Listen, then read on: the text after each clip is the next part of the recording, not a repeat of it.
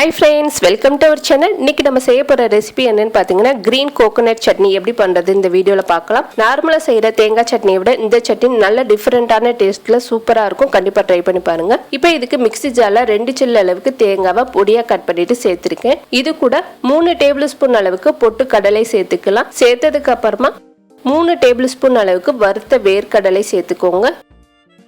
இது கூட 2 இன்ச் அளவுக்கு இஞ்சி பொடியா கட் பண்ணியிருக்கேன். 2 பச்சை மிளகாய் அதையும் கட் பண்ணிட்டு இது ரெண்டையும் சேர்த்துக்கோங்க. காரம் பார்த்துட்டு பச்சை மிளகாய் கூட குறைய சேர்த்துக்கலாம். இது கூட ஒரு கைப்பிடி அளவுக்கு கொத்தமல்லி கட் பண்ணிட்டு சேர்த்துருக்கேன். ஒரு பல் பூண்டு தோல் உரிச்சிட்டு சேர்த்துக்கலாம். இதுல நம்ம முக்கியமா சேர்க்க போற பொருள் என்னன்னு பாத்தீங்கன்னா தயிர். நல்ல ஃப்ரெஷ்ஷான தயிரை ஒரு 2 டேபிள் ஸ்பூன் அளவுக்கு சேர்த்துக்கோங்க. தயிர் சேர்த்து ஒரு தடவை ட்ரை பண்ணி பாருங்க, நல்லா டேஸ்டா இருக்கும். இப்போ தயிர் சேர்த்ததுக்கு அப்புறமா தேவையான அளவுக்கு கல்லுப்பு சேர்த்துக்கலாம். சேர்த்துட்டு இதில் கொஞ்சம் தண்ணி ஊற்றி கொரப்பாக அரைச்சிக்கோங்க. நார்மலாக எப்பவுமே தேங்காய் சட்னி கொஞ்சம் கொரப்பாக அரைச்சிட்டிங்கன்னா டேஸ்ட் நல்லாயிருக்கும். அடுத்து நம்ம தாளிக்கிறத பார்க்கலாம். இப்போ கடாய் ஹீட் பண்ணிவிட்டு 1 டேபிள் ஸ்பூன் அளவுக்கு நல்லெண்ணெய் சேர்த்துக்கோங்க.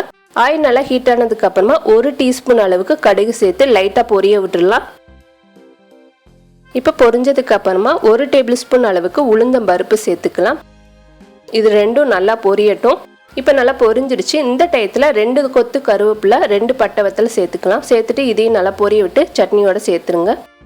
இதில் நம்ம இஞ்சி தயிரெல்லாம் சேர்த்துருக்கனால நார்மல் தேங்காய் சட்னியை விட இது நல்லா டிஃப்ரெண்ட்டான டேஸ்ட்டாக சூப்பராக இருக்கும். இதே போல் நீங்களும் கண்டிப்பாக ட்ரை பண்ணி பாருங்கள். இப்போ நம்மளோட க்ரீன் கோகோனட் சட்னி ரெடி ஆயிடுச்சு.